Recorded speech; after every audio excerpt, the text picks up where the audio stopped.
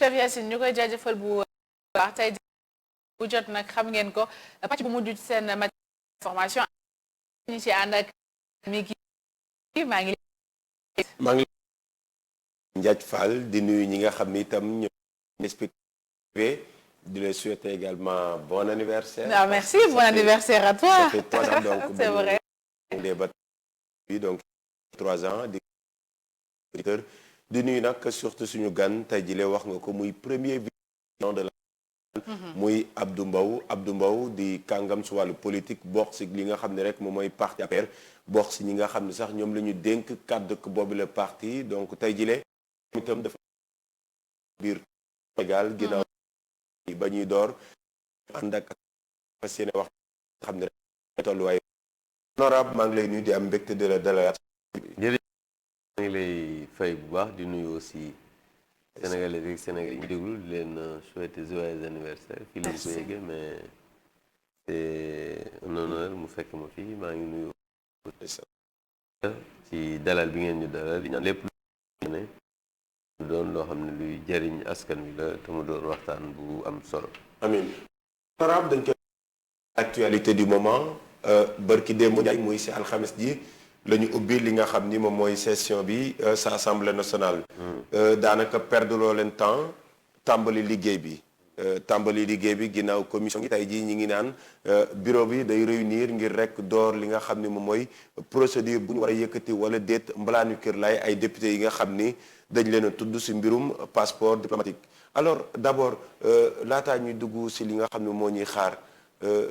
yow ban jàngat nga def si dossier bile nga dégg ni say naataangooy député yoo bokkal liggéey bokk li nga xam ne moom ngeen gëm tey ñu leen di tudd si lu ñu mel. waaw ma xam nga nag aussi mun ci am jàngat parce que xam nga jàngat aussi da ngay dugg ci dossier ba xam ci. li ma ci mën a xam mooy constaté gis comme tous les Sénégalais di am dëgg xam nga am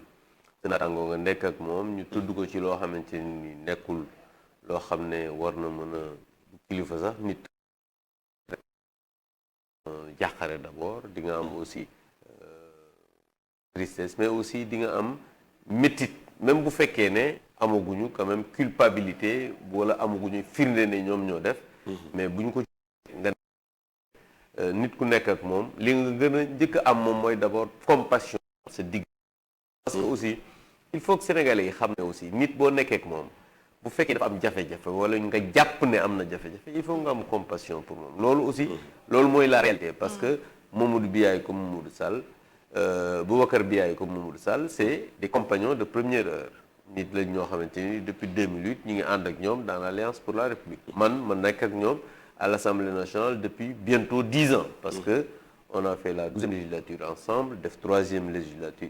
législature ensemble tey bu fekkee ne tudd na ci lu mel noonu li nga gën a mën a am mooy compassion mais di ñaan li nga xamante ni moom lañ ci wax yàlla na doon loo xamante ni amul loolu parce que loolu rek ngay mën a ñaan pour donc loolu nga ci def d'abord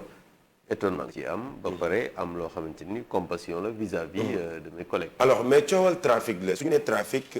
du si tudd ay député est-ce que tey situation wu député may na kaa mun a tudd si yu ñu mel maanaam si ñoom mais da ñu koy dudd si mbirum faux parce que du guleet ñu leen si dégg. waaw xam nga faux moom député gardien keneen trafic kenn waru ci dugg parce que loo xam ne yoon daf koo bañ moom amul kenn ku ci war a dugg. donc loolu moom nekkul loo xamante ni député ga à plus forte raison quelqu'un koo xamante ni dafay représenter des populations je pense que loolu quand même cela va de soi. alors ku la précédé si plateau bi c'était Moussa Tine pour lui nous avons une assemblée de faussaires est-ce que tey di nga accepter des propos yu ni mel yow mi nga xam ne yaa ngi si biir assemblée nationale bi naam ñu ngi siy tudd ñenn si dossier bi la. boo xam nga kilifa aussi je pense que am na wax yoo xam ne war wax parce que moom nekkoon na député à l'Assemblée nationale. bu ne assemblée de faussaires je pense que di ko wax sax dafa rafetlu je pense que loolu man dégguma ko mais jaaxal ma ci Moussa Tine te ak ni ma ko xamee parce que jàpp naa ne am na niveau yoo xamante ni soo ko amee am na déclaration yoo xam ne di ko def sax vraiment da ngay xeeblu sa bopp. parce que mais est-ce que tamit fee yi mënul doon argument bu dëgër si moom tey ñu ngi tudd ñaari député yi nga xam ne si mbirum trafic de passeport diplomatique la bu yàggul dara député Seydina Fall di tëdd au biais est-ce que tey jii fee yi joxu ko dëgg peut-être. nga yéen a ngi wax kii da leen wax aussi am na député boo xamante ni tudd nañ ko ci viol. loolu aussi da ngeen koy wax parce que le dit à moi Bougazeli kii parce que ci majorité lañ bokk. mais tout le temps aussi journaliste yi da leen fàttali. su ngeen waxee Bougazeli tudd nañ ko ci faux billet tudd nañ ci ñii passeport da leen wax am na député boo xam ne mais question bi c'est assemblée de faussaires la. wax non ci coowal viol. non da nga ne ay tudd viol crime la viol. waxee ne tudd nañ Bougazeli tudd nañ da ngay wax Ousmane tamit parce que ñi jiñ ñëpp ba tey amaguñu culpabilité. donc loolu je le rappelle c'est pas à l'endroit de tous les journalistes yi nga xam ne dañ ci nag donc pour vous dire que jusqu'à présent ay présumé lañ am amaguñu ñoo xam ne ay coupable lañ donc je pense que da nga wax ay fait du ay fait parce que gisuñu fait parce que tey ay accusation il faut que les gens aussi di def un peu la différence et la part des choses parce que dañu ne lii am na dañu ne nangam am na accusé nañu am bis bu ñu demee parce que la justice elle est rendue au nom du peuple sénégalais et man je voudrais respecter la justice sénégalaise la présomption d'innocence des gens mais c'est pas parce que da nga bokk opposition wala da nga bokk feneen dara xew nga ñëw commencer jeter le discrédit sur les gens le président de l'Assemblée nationale a été très clair le député l'Assemblée nationale ne peut pas être responsable ci député bi nga xamante ni génn na nu muy jëlee sa tasse de thé nu muy agir nu muy leen parce que l'Assemblée nationale boo fa nekkee loi bi dafa protéger le député d'ailleurs dañu ne député bi et loolu ci article 50 kenn poursuivre ay avis xamante ni biir assemblée dafay liggéey maanaam waxtaanam la nga xamante def na ko hors de l'Assemblée nationale loolu c'est des actes personnels et ku ci nekk et je pense aussi que c'est important de magnifier l'Assemblée nationale liggéey bi muy def parce que dans tout mi ngi maram lépp lu ñuy doxal ci réew mi Assemblée nationale fa la ñuy voter loi yi parce que lii nga xamante ni les lois muy code pénal code de procédure pénale ñu ngi koy voter ci Assemblée nationale donc les députés travail extraordinaire l'Assemblée nationale liggéey bu am solo la maintenant comme ni ma la ko waxee mënuñu rafetlu un parlementaire ñu jox la loo xamante ne nii sañ-sañ la nga toogal penc ndaw réew mi wax dëgg yàlla bis bu ñu la incriminé bi rek dafa doy waar waxuma la ak nag ñu condamné la bu ñu la condamné ci acte yoo xamante nii wax dëgg yàlla dafa doon loo xamante ni lu rafetul la loolu quand même dootoo am sa place foofu moo tax yoon dafa nekk def loo xamante ne ni lu am solo parce que article 51 bu règlement intérieur dafay wax ne un député quand il est définitivement condamné le ministre de la justice demande sa radiation de la liste nga loolu li muy wane mooy amatoo place sa pencu ndaw réew donc loolu dafa doon loo xamante ni lu leer la donc je pense que bis bu demee ba li naan wànnent ñu xam ne wànnent fu mujjeeg bëtam su boobaa dinañ def un commentaire là-dessus parce que la justice elle est rendue au nom du peuple sénégalais. D'accord alors biir assemblée nationale suñu xool ñi fa nekk coalition bu fa ëpp mooy coalition bi nga xam ni moom mooy la coalition au pouvoir Benno Bokk Yaakaar. tey ngeen di door liggéey bi jaaree ko d'abord ci bureau bu assemblée nationale laataa ngeen di wéyal li nga xam ni moom moo di procédure bi est-ce que ci bii la dossier dinañu mun a jàpp ni seen mbalaanu kër laay dañ déet. loolu nag su ma la ko waxee damay am quand même loo xamante ni nii mooy. affirmation gratuite rek parce que coalition ba ngeen bokk ñàkkul ñu waxtaan ngeen leen ko directive day jógee la présidence ñëw ci Benno Bokk Yaakaar ngeen appliqué ko. xam nga nag aussi yàpp ma paasewul. ma toog fii joxo ñàkk maa jox cër. naan man ma nekk député nga naan ma directive yi day jógee Assemblée nationale. donc mënoon nga wax sax waaw déglu ma rek ma pare. dama déglu boo ne woon sax yaakaar naa ne wala nangam mais ñun du ñu recevoir benn directive de qui que ce soit. amul directive ça je vous le dis même ba ci kilifa yi dama ne amul benn directive bu ñuy jox Assemblée nationale non je ne parle pas de l'Assemblée nationale. Je parle de votre coalition. amul benn directive bu ñu ñuy jox orientation mën na am waxtaan mën na am mais amul directive ça aussi il faut bannir ce langage de ce qu'on fait parce que souvent nit ñi dañu yaakaar ne montre Macky Sall Benno Bokk dëgg la am nañ coalition dañuy waxtaane li nga xamante ni noonu lay def parce que aussi coalition noonu lay waxtaane mais dama la bëgg a xamal dara lii nga xamante ne nii moom mooy lever immunité parlementaire bu député yi nga xam ne moom la ministre bi ñun amul benn entrave li ma la mën a wax boo xam ne dinañ ko ci apporter loolu je peux le dire parce que nag aussi plénière bi moom mooy décider mais en tout cas suñu coalition je peux vous assurer que amul benn entrave boo xam ne dinañ ko ci def lii nag li nga xamante nii moom lay uññi rek moom mooy dañuy wax sénégalais yi ñu bàyyi souvent di def commentaire ci loo xam ne nii ñëwagul wala di ci wax loo xamante ni xamuñu ko parce que dégg nga bi affaire commencé ñu naan voilà assemblée nationale mi ngi traîner le pied dossier bi dafa yeex ñii seen affaire doy na waar alors que bu fekkoon ne par exemple dañu porter plainte député mi ngi maram parce que il faut que aussi ñu waxtaan nit ñi xam procédure yi xam lan moo xew parce que c'est important information yi nit ñi joxe parce que ñu bëri xamuñu woon nan la demee mais bu fekk directement député bi su boobaa automatiquement dañuy demander la levée de son immunité parlementaire koo xam ne ñooñu cité ay député daan ne ñi def nañ maintenant enquête bi dafay def enquête pour xool ba xam ñii li ñu leen di wax dëgg na léegi police defee enquête jàpp na ne ba fii maintenant député yi taq nañ ci mbir bi boobu nag doo ko demander la levée de l'immunité parlementaire donc lii moom mooy procédure bi parce que boo seetloo daa ngi dégg ñu ne Khalifa Sall affaire am dafa gaawoon Ousmane Sonko affaire am dafa gaawoon non parce que Khalifa dañ ko jiiñ détournement de deniers publics Ousmane Sonko benn xale bu jigéen bu ñuy wax Adji Sarr jiiñ ko viol donc ñooñu dañ leen a directement dañ leen a incriminer. mais on n'a pas l'impression que di ngeen sawaree woon ci dossier yooyu noonu surtout bu Ousmane Sonko nga xam ne moo gën a récent di ngeen ci sawaree woon. ñeme ci plateau ñeme ci wax ba ñu leen ci woon dara dellu naa benn yoon. bii nii dafa am un petit recul da ngeen derrière commencé guñ wala jotaguñ dossier bi wala defaguñ léegi lii pol na yoon def liggéeyam pourquoi ñu am loolu commencé xalaat rek c'est parce que si seen doxalin la. parce que xam nga lu tax. xam nga da nga ne sawaroon ci woon wax du man maa ngi nii maay porte-parole national adjoint bu Alliance pour la République. nekk premier vice-président assemblée nationale commencé guñu procédure bi maa ngi ciy wax donc li nga wax noonu dëppoowul ak li nga xamante ni mooy benn. beneen bi mooy Ousmane Sonko mais dossier bi depuis kañ ci commencé wax. yow déggoo li ma la wax.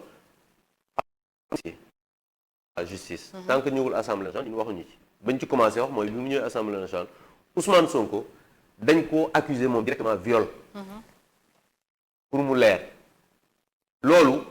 automatiquement dafa ñëw assemblée ba mu ñëwee man invité ngeen ma fii ma toog wax ci. biit bi mu ñëwee invité ngeen ma fii ma toog wax ci. te commencé guñu procédure bi. donc je pense que. am na loo xamante ni aussi da ngay xool parallélisme des formes est-ce que li ngay méngale méngoo na mooy comme ni ma la ko waxee ñii porté wuñu leen plainte dafa am porté plainte ñu di dégg nga mbir mi mu demee ñu def enquête ñu demandé et puis kaay ma wax la bii sax liñ ci communiqué wuñ ci bu Ousmane Sonko ma jox la des informations pour que nga xam li xew Ousmane Sonko ba ñuy jotee ñun sax demande de levée de l'immunité parlementaire Assemblée nationale deful communiqué ne jot naa ko bii bi ñu ko jotee ci bis bi. lañ def communiqué ne jot naa ko. waaw c'était donc li non xam nga aussi. parce que xam nga aussi yéen xam nga waxee lii dama ne. man je te donne des faits. non yaa wax léegi faits. xam nga chez vous les gens ont les faits aussi hein. c'est libre. oui lii ma wax. moo am yow li nga wax nekkul li am li ma wax kay c'est très clair parce que dama ne bee. amul lenn loo xamante ni def nañ ko ci luy wane ne waxuñu ci. ba ñu jotee comme donc boobu amul yàkkamti donc yow bi nga war a wax yàkkamti mooy bii parce que bi ñu jotee ci jour bi la ñu def communiqué ne jot nañ ko bi ñu ibbee première réunion de bureau mooy tey yaa ngi dégg baax na ma on va commencer la procédure donc li nga war a wax mooy pourquoi ngeen di baral bii alors xam naa ni sax si yeneen télévision wala yeneen bërëb jot nga si leeral tuuti mais puisque tey ñëw nga ITV baax na également nga gindi ñu si tur le dossier parce que dañoo dégg à travers les réseaux autres là ñu naan ñu Abdou Mbow est-ce que waaw est-ce que non sama tur moom li mu ci doon def xam nga génn na ci parce que sos rek xam nga des fois Sénégal dañ lay sosal ba nga yaakaar ne yow da nga yaakaar ne yow dañ laa àbb la preuve jour bi ma génnee ne ku tudd sama tur ma porté la plainte jour boobu la coow li jox ñu doon def ay gaarwaale ak yooyu sax dañ ko jeex xam nga am na que cité turam mais waxoon naa ko mu jël sama photo def ko ci page Facebook am di ma gaarwaale ma ne moom bu fekkee ne am na fit ma tudd porté ko plainte jour boobu lañ dind photo bi donc xam nga Sénégal moom dañ lay sosal ba nga yaa laa àbb loolu rek la woon. alors ginnaaw assemblée nationale li nga wax leer na tey jii c'est parlementaire du doon entrave liggéey bi yoon dañu koy def mais en même temps dafa amoon également beneen dossier bi nga xam ne dafa concerné benn député yaa ngi koy wax léegi Ousmane Sonko ngeen levé woon mbalaanu kër laayam dossier bi également am fu mu tolloon am daanaka lu toll ci fukki doomu ñaar gouvernement bi mais tey dañoo gis ni mbir mi honorable dafa mel ni lu tàggatémbe demul benn yoon est-ce que tey ji doon na dossier bi nga xam ne jàpp nga ni fii la war a yam wala yoon tey ji yaa na looy xaar si yoon si boobu le dossier li ñu ci war a def assemblée def nañ ko li ci des boo gisee benn procureur parce que ci affaire justice la. non lii dama la laaj en tant qu'acteur laa la dossier bi fii lañ ko war a yam jàmm am parce que amoon nañ si ñàkk seen bakkan wala jàpp nga ni en tant que acteur politique dafa war a yegg. non dama ne justice dafa war a def liggéeyam te dina def liggéeyam ba mu yegg. parce que loolu moom mooy Sénégal boo gisee procureur nga laaj. xaw ma kañ lañ koy gisee loolu nag wax mun nga honorable déglu ma xam nga aussi parce que tamit moom Ousmane Sonko il faut nga nangul ma doon benn parlementaire la am sama indépendance mu am li ñuy woowe benn bu def commentaire ci sama liggéey dinaa ko wax ne ko yemal fii lii sa yoon newu ci mais affaire justice du ma ci def commentaire man la ma war a def naa ko ci li may ñaan daal te xam ko mooy jàpp naa ne Sénégal dëkku yoon la et justice dina faire liggéeyam kañ nag wax dëgg yàlla su ma la ci waxee dara est-ce que yoon Sénégal dafa tëddee njaaxaanaay ay politique juma wàccoon nañ ci tali bi loolu bokkoon na si motif yi ñu doon évoqué est-ce que impression boobu nga am tey jii ni fii dafa am yoon pour ñu ànd ak Macky Sall ak yoon pour ñu ànd la ma jàpp ne yoon dafay def liggéeyam comme ni nga xamante ni noonu la justice dafay liggéeyam man j'ai confiance à la justice de mon pays ñeneen amuñu ci confiance c'est ça la démocratie. est-ce que tamit du yéen chaque jour rek nga ne est-ce que du yéen waaye loolu mais question laa lay posé quand si ay dossiers yoo xam ne dañ ciy tudd ñoo xam ne seen jegeñaaleem mbir mi avancé wul wala njiiti réew ni teg na si ko dem yenn dossiers yi pour bañ coow alors lu nu mel est-ce que du ay faits yi nga xam ne également da leen di jox dëgg ñoom non du ay dossiers yoon jox yoon parce que loolu jàpp naa ne yoon moo joxe noonu et man yoon wala politique ne yoon ak politique bokk xam aussi il faut que nit ñi xam ne magistrat yi nekk fi mooy magistrat yi fi nekkoon temps Ablaye Wade ñoo fi nekkaat tey bu subaa ñoo fi nekkaat donc xam nga nit ñi moom selon boor bi ñu féete rek naan liggéeyam justice def na liggéey mais man j'ai confiance à la justice man tey ji am na commissaire yoo xamante ni ñi ngi tey ci kii mi daan nañ ma jàpp def ma ay garde à vue def ma ay enquête ak pourtant donc c'est ça un pays nit ki c'est pas parce que da ngay nekk ci benn boor rek te da ngay am li nga xamante ni non moi je pense que la justice sénégalaise c'est une justice républicaine la police c'est une police républicaine donc nañ leen respecter parce que même bu fekkee da nga nekk dans l'opposition ëllëg soo ñëwee au pouvoir da ngay jànkoonteel aussi yenn yi nga xamante ni moom mooy les réalités donc je pense que man am na xalaat ne justice convenablement maintenant nag démocratie neex et des fois aussi xam nga opposition moom dafa neex souvent da ngay yeewu rek naan sa café rek toog di wax lu la neex souvent alors gars yi dañuy wax dara duñ ko alors honorable yu xaw a mag yi nga xam bëgg nañ ko waxtaanee mais la assemblée nationale bopp léegi mooy renouvellement national c'est prévu en 2022 est-ce que jàpp nga ni le calendrier républicain sera respecté est-ce que am na loo xam ne gàllankoor pour mu bañ a am 22 la xam nga man nag dama nekk nit koo xamante ni lépp loo xamante ni loolu la yoon tëral damay jàpp ne loolu moom mooy am ba ma gis leneen présentement élection yi 2022 la war a am donc gisaguma wala dégguma fu ñuy wax ne du am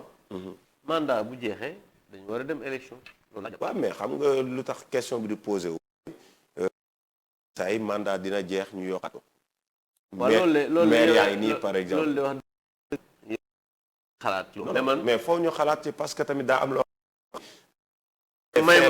fee la si réew mi may ma bañ cee xalaat man dama waaw, xalaat bon, ne élection yi dina am bu mandat yi jeexee am nga si liberté alors des violences ont été constatées également dans le sud du pays violence bu nga xam ni dafa impliquer encore une fois un opposant dafa bokk seen parti muy Doudou Ka ak Ousmane Sonko de loin vous avez constaté ça def ngeen sax ab communiqué seen secrétariat exécutif di kat si yooyu la alors est-ce que jàpp nga ni parce que Serigne Mountakha Mbacké également si màggal de Touba bi doon na si avertir wala boog doon na ñaar élection yu jëm mu doon ay élections yi apaisées tey 3 mois bi ñu tàmbali na alors pour revenir sur les faits yi nga xam ne moom mooy xew foofu sa diwaanu Ziguinchor est-ce que jàpp nga ni c'est pouvoir les suñu situer les responsabilités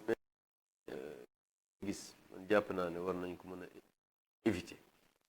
parce que d'abord ñun suñu communiqué bi gis nga ko dañu condamner toute forme de violence ak fu mu mënti jógee parce que muy violence verbale surtout physique parce que civilité ak civilisation bi nga xamante ni tey fa la ñu toll jàpp naa ne mën nañ def politique sans violence la politique dafa war a nekk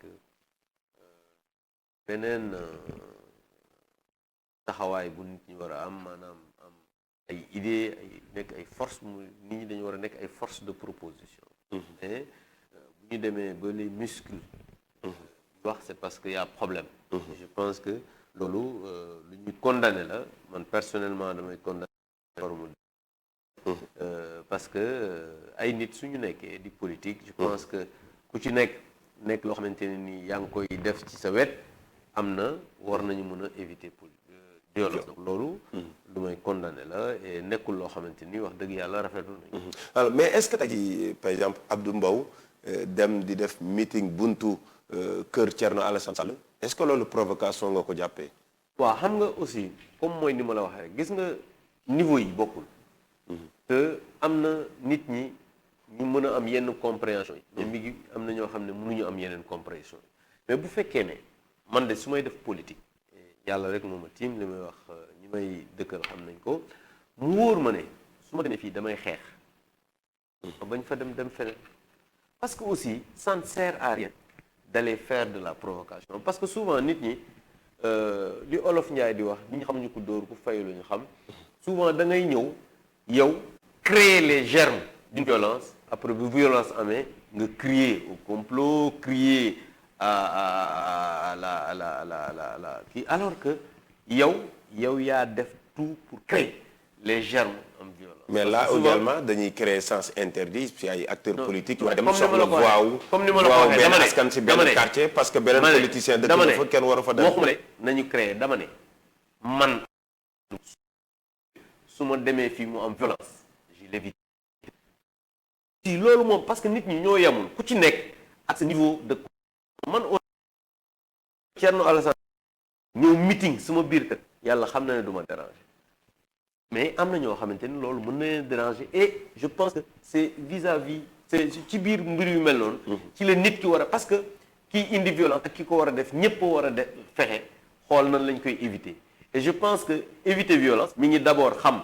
ci cible bi nga xamante ni fa nga jëm mën a comprendre les populations ba yow nga xamante ni aussi yaay leader bi nga am ay orientation yoo xamante ni di nga fexe doo créer les germes d'une violence future voilà un peu moi ce que je veux dire mais sens interdit warul am fenn parce que gis nga la liberté dafa war a may nit ñi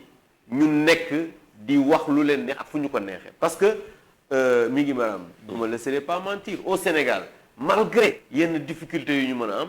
mais am na une liberté bu nit ñi am mooy nit ñi ku ci wax am sa xalaat di nga ko wax et nous tous nous savons qu'en Afrique il y a beaucoup de pays loo xamante ni li am fii amul foofu et loolu dañuy ñaan yokk nag parce que nag aussi liberté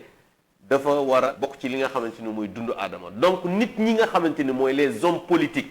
ñoom ñoo war a arrêter di créer d'une violence beneen bi mooy dañu war a arrêter aussi di commencer par la violence verbale parce que gis nga violence verbale moom mooy indi suba des violences physiques parce que dafa am nit ñoo xamante ni soo leen waxee nangam dinañ ko jàpp-jàpp boo xam ne bis bu ñu gisee rek dinañ dal sa kaw parce que am na ñoo xam ne mën nañoo muñ lii mais am na ñoo xam ne mënuñu koo muñ ba pare nekk réew dafa am wax yu ñaaw yoo xamante ni je pense que waruñu ko cultiver c'est pourquoi mais pourquoi ñu egg fii pourquoi violence verbale bi non déggoo violence verbale bi loolu lépp souvent ay ñàkk argument rek moom moo koy indi parce que nit ki su fekkee am nga ay proposition am nga ay argument am programme ay projet je pense que tu n'as pas besoin d'avoir de la violence maintenant bu fekkee nag yow amoo programme amoo xam-xam amoo vision li ngay indi rek mooy violence pour que nga cacher ses carences donc man noonu lu mooy analyse bi nga xamante ni d'accord alors Aïssata dañuy dugg ci pàcc bu mujj bi wax na vision ñu jëm say élection locale Abdou Mbow am na vision pour Thiès fa la dëkk élection locale yi dootul information démb rek yaa ngi woon sur le terrain ab meeting ngir waajal li nga xam ne moom mooy élection locale yi est-ce que tey jii sa candidature dina xam ni indispensable la tey jii si diwaanu Thiès. non candidature indispensable ce serait de la prétention ma ne sama candidature lu indispensable non parce que nga sañ aussi am ay ambition man je l'ai dit wax naa ko ci néeg wax naa ko ci rajo wax ko ci télévision mes ambitions pour la ville de Thiès restent intactes et loolu depuis ma nekk ndaw ci loolu la nekk di ci liggéey ba fi may wax ak yow malgré que duma maire je suis conseiller départemental je suis député vice-président de l'Assemblée li nga xam ne mën naa ko pour le développement de la localité maa ngi ci maintenant on va vers des élections locales je l'ai dit hier à Thiès aujourd'hui dañu nekk dans une coalition ñun dans Benno Bokk Yaakaar Rewmi nekk ci biir parce que Rewmi a rejoint Benno Bokk Yaakaar on est dans une coalition hier je l'ai dit et je le réitère aujourd'hui nous nos ambitions pour toutes les collectivités de Thiès restent intactes bien que nag nous avons quand même une direction boo xamante ni nii discipline bi daf ñuy permettre ñu xaar la nga xamante ni mooy l'arbitrage des directions de nos partis mais à Thiès aujourd'hui wax naa ko démb et je le réitère ici rapport de force yi dafa sox mooy seetloo collectivité les 12 ont été gagnés par Benno Bokk Yaakaar les 3 dans la ville ont été gagnés par Rewmi en 2014 mais ñun 2012 ak léegi Benno Bokk Yaakaar 7% la amoon 2000 aujourd'hui 40% donc xam nga loolu progression la boo xamante ni bu am solo élection ñetti élection yu mujj yi fi am muy législative référendum présidentielle Idrissa moo gagné benn bi ñun ñoo gagné ñaari donc xam nga loolu rapport de force yi donc il faut que ñu remettre en cause bi pour lan la pour lan la parce que on a entendu des gens de Rewmi des responsables de Rewmi am wax yu ñagas yoo xam ne wax nañ ko par rapport ak li nga xamante ni moom mooy que ils doivent prendre toutes les collectivités nous on dit ay nit dañuy ànd nawle ay nit suñu àndee dañuy respecté mais heureusement que ki nga xamante ni moom président Idrissa Seck am na mat goo xamante ni versé wul dans ces déclarations là ñun ñii aussi président de la République Macky Sall am yar bu ñu yar boo xamante ni du ñu versé dans l'invective li ñuy wax rek mooy gis nga ay nit ba ngeen war a toog ngeen waxtaan la nga xam ne intérêt Thiès parce que xam nga aussi tey dañoo soxla ay maires yoo xam ne dañu nekk auprès des populations ay maires yuy def ay réalisations ay xamante ni dañu parce que tey jii mi ngi maram fekkee da nga à la mairie mais war nga mën a tax wax ne man am naa benn éclairage public lii moom moo ci sama xalaat xëyu ndaw yi lii moo ci sama xalaat sur le plan de l'urbanisation lii moo ci sama xalaat urbanisme lii moom mooy sama xalaat ak yeneen yoo xam ne li ngay wax ni est-ce que mën na ne ak cumul de fonction bi nga xam ni moom lañ gis fii Sénégal un ministre bi nga xam ne tey jii mi ngi wàcc di politique après fii lay ñëw parce que mission am tey jii muy toog mën na ne maire bu jege askanam nekk ministre wala nekk beneen poste xam nga maire du lu d'abord da ngay am programme équipe di ko exercer c'est ba pare am na niveau de respect boo xam central ça te permettra nga gën a mën a am par rapport même ak coopération décentralisée ak yooyu les moyens d'action pour indi la nga xamante ni mooy un développement dans ta commune donc loolu c'est bel et bien possible et on a vu des maires yoo xamante ni dañu nekk soit ministre nekk DG wala dara mais am des réalisations yoo xamante ni mais yu dégg dara moom mooy tane sax ñi nga xam ci dëkk mais il y a également des maires fantômes parce que say argument yow yaa wax rapidement parce que lu ñu desee bëreetul simili. mais jege koo xam ça ne veut pas dire nekk tout le temps ci biir dëkk bi. parce que mën nga jege sa gox ba pare doo temps parce que comme je vous l'ai dit gis nga bu fekkee am nga benn système de management fluide boo xamante ni da nga ko teg ci yoon am un partage de responsabilité parce que fii li gaaw moom mooy da ngay gis ñoo xam ne dañuy jël yépp toog ci bu ñu fa nekkul sax kenn du signé. d'accord ça alors très rapidement coalition Benno Bokk Yaakaar wax nga ko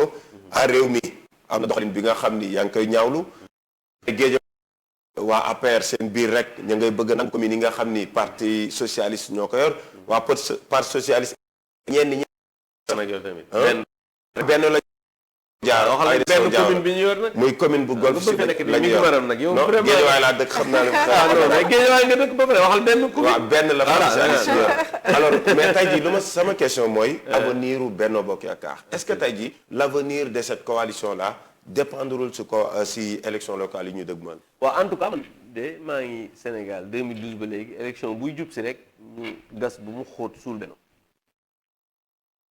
bu ñu ci génnee Benno gën a màgg gën a yaatu. donc man loolu laa jàpp ne et loolu laay ñaan mu ñëwaat bii parce que chaque jour rek ñu ne avenir Benno Bokk Yaakaar moom élection yi mu tas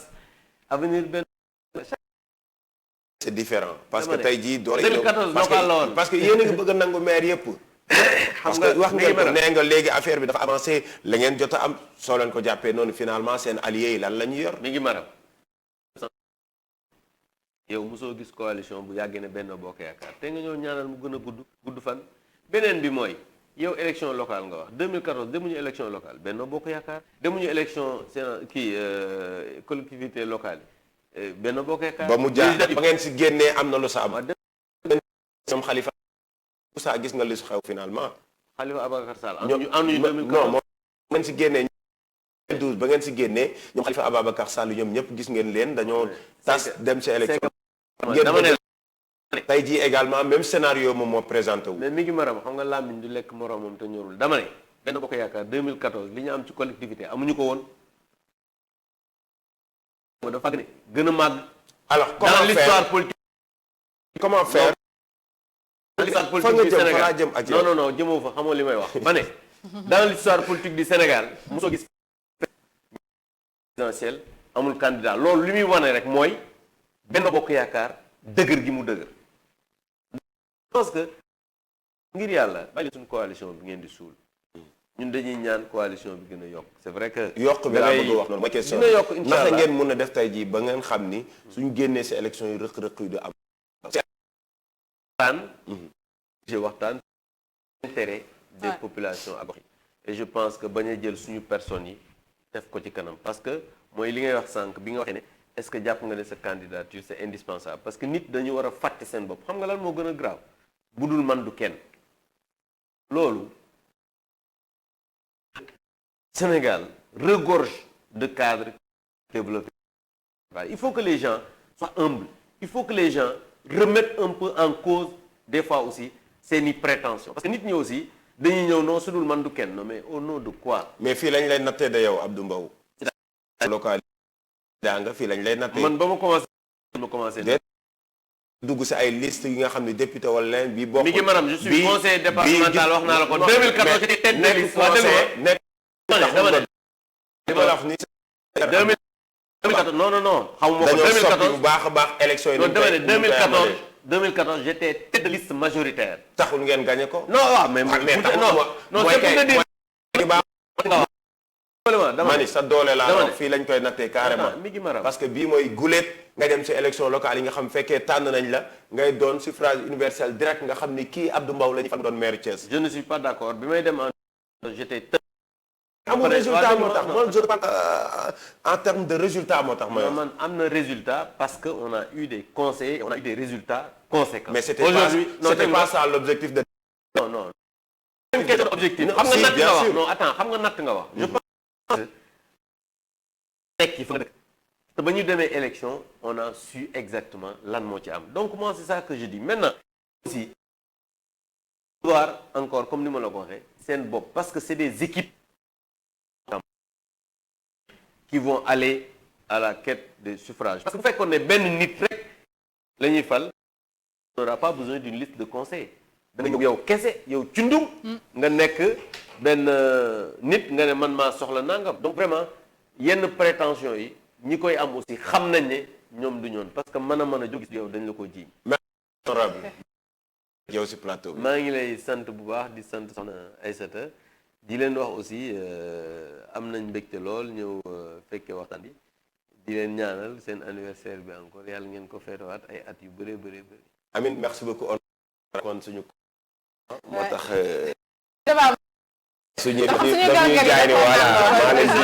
di c'est que yéen aussi ni ngeen bëgg mënut a nekk nag aussi là xam nga dictature de la pensée unique aussi ça ne peut pas. en tout cas